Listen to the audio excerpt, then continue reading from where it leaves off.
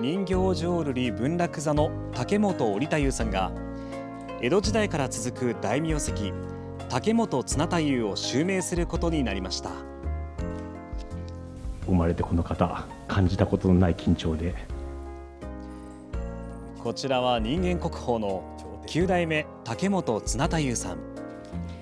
太夫とは文楽の物語の語り手で、情景描写や複数の人物のセリフを一人で語り分けます。豊かな表現力で定評のある織太夫さんは、令和10年の公演で10代目を襲名します。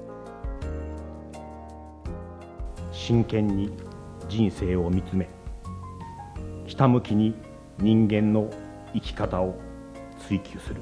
これからも人生と芸を一体化できるよう精進してまいりたいと思います。